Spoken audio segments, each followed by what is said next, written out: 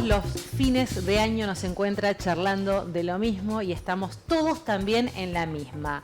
La vorágine, las corridas, a fin de cuentas el estrés. Sí, claro que sí.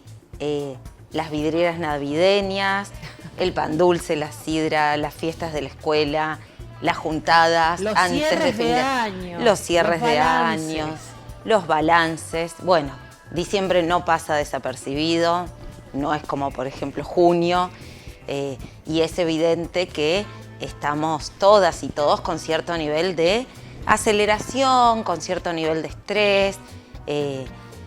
Esto de que fin de año nos invita a hacer como reflexiones, balances, para algunas personas significa unas nuevas oportunidades, para otras, sin embargo, significa soledad, nostalgia, angustia.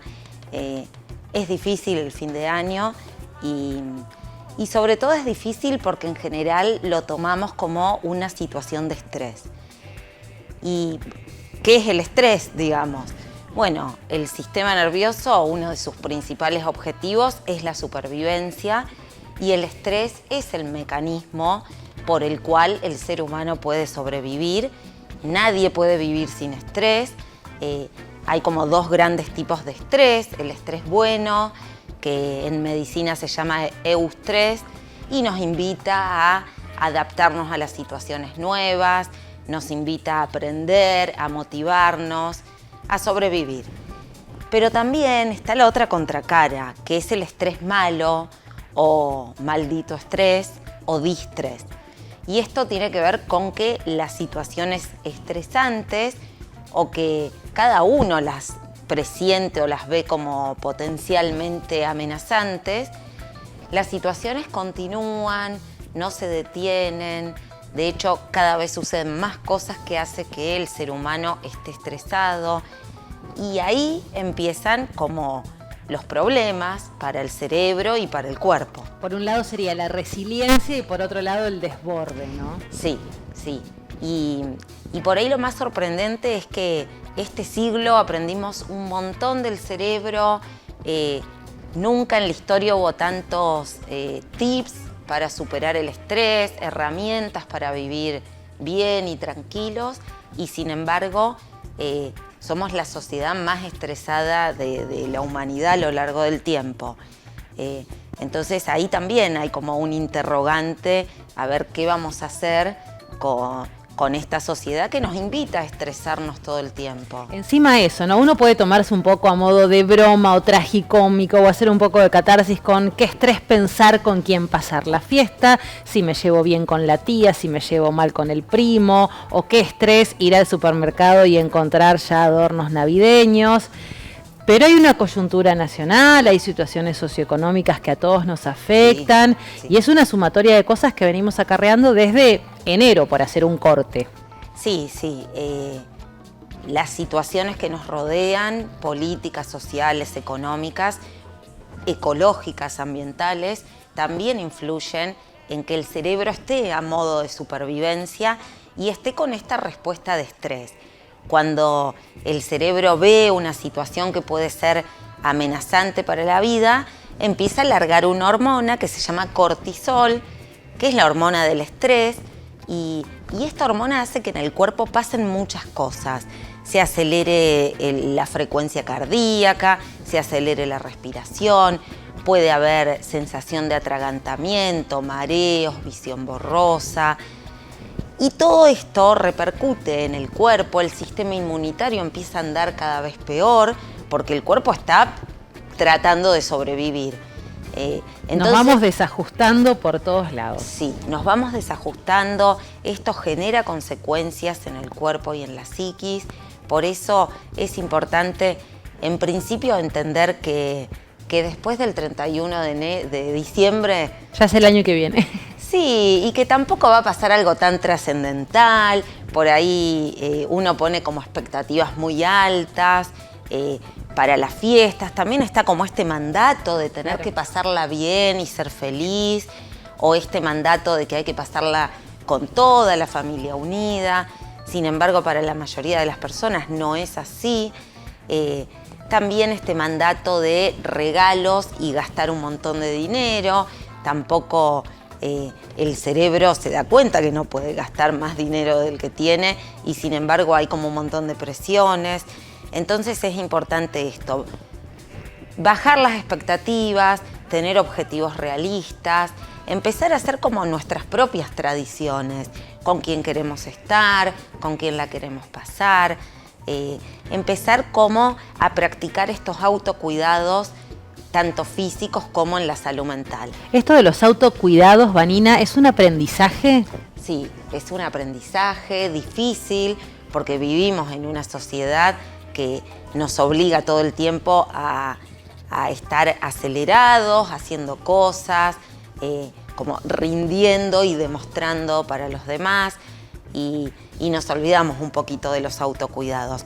Si bien sabemos de los autocuidados físicos, esto está en todos lados, de los autocuidados en salud mental sabemos poco o no nos tomamos el tiempo para llevarlos a la práctica. Así que por ahí también es un momento que nos puede invitar a pensar en los autocuidados emocionales de salud mental para así dejar de tener falsas expectativas o dejar de hacer esos balances que nos llenan de culpa y de tensión y de angustia. Así que por ahí este fin de año puede servirnos como para pensarlo de otro modo y no estar con el cerebro tan estresado que ya no caben dudas y tampoco hay que demostrar desde la ciencia lo mal que nos hace el estrés, tanto agudo, repetido, como crónico, sostenido en el tiempo. Vos decías, Vanina, que en el último tiempo se ha estudiado y se ha aprendido muchísimo del cerebro. Ahora, ¿considerás que en los últimos pocos años esto de la salud mental es un tema cada vez más visible y de más abordaje cotidiano? Sí, por suerte sí. Por suerte. Sí, por suerte, porque pudimos entender que sin salud mental no hay salud y que la salud mental también es un derecho básico y universal y para acceder a la buena salud mental, además de acceder a tratamientos, también tenemos que acceder a información, conocer nuestro cerebro, conocer cómo funciona, conocer qué cosas nos hacen bien y cuáles mal, es ocuparnos de nuestra salud mental. Entender que el cerebro es un órgano social y necesita de vínculos, necesita estar con otras personas, entender que necesitamos tiempo para la recreación, para el ocio. Por ahí volver a cuestiones como más antiguas, más tradicionales, que esta sociedad mucho no nos permite. ¿Salud mental es algo que nos compete a todos como ciudadanos? Porque sí. También por ahí uno mucho escucha que salud mental es lo que le pasa a otros. Sí. A los locos. Sí. La salud mental está atravesada por un montón de estigmas, de mitos, de prejuicios. Sin embargo, la salud-enfermedad es un proceso. A veces estamos del lado de la salud y a veces estamos del lado de la enfermedad. Con los padecimientos mentales pasa lo mismo.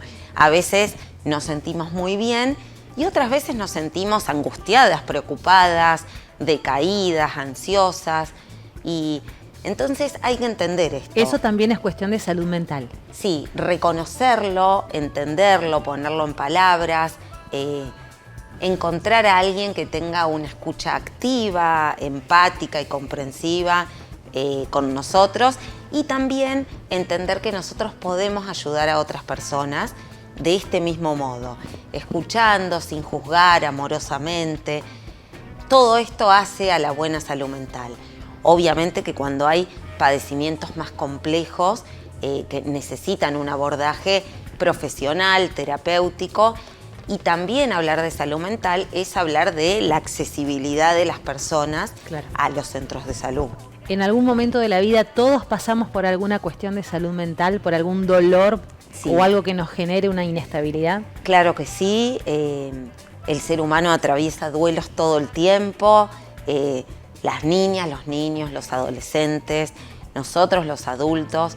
Entonces, reconocer estas emociones, los sentimientos, lo que nos hace mal, lo que nos duele, es hablar de salud mental y es reconocer la importancia de la salud mental como parte prioritaria de la salud en general. Salud mental es escucharnos cómo pasar las fiestas y cómo llegar al fin de año.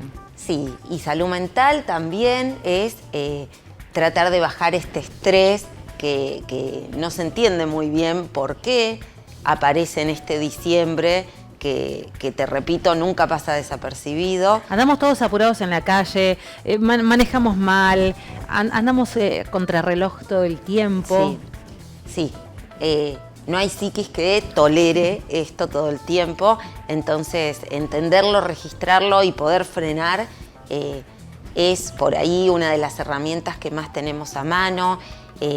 Como te dije, estar con personas que nos hagan bien, hacer cosas al aire libre, escuchar buena música, leer, y no poner tantas expectativas. La vida va a seguir, en general no va a pasar nada muy trascendental en Navidad, en Año Nuevo. Cuidarnos de los excesos también es cuidar nuestra salud mental. Y bueno, y bajar un poquito esta reacción de estrés permanente cuando pensamos en la cena, en los regalos, en gastar dinero, los actos de la escuela, los cierres, las juntadas que no hicimos en estos 11 meses. Todos nos acordamos de 10.000 juntadas en diciembre y no nos da el calendario. Y no nos da, claro que no. Y también importante poder decir que no si una se siente cansada o si no tiene deseos de hacer algo. No es obligación pasarla bien, estar feliz y estar rodeado de gente en las fiestas. Dijiste deseo, una palabra fundamental, ¿no? En todo esto. Sí. Escuchar, conocer primero y escuchar nuestro deseo es importante para la buena salud mental. Suena muy a frase de redes sociales, pero muchas veces irnos de determinados lugares es elegirnos también, ¿no? Sí, y tiene que ver con la toma de decisiones en salud mental, que dentro del mundo de las tomas de decisiones es la que está menos estudiada, pero son decisiones que hacen al autocuidado en nuestra salud mental y emocional. Y poder hablarlo como gran primer paso para estar un poquito mejor. Sí, claro que sí. Gracias, Vanina, por la visita. De nada. ¿Ya compraste el pan dulce? ¿Tenés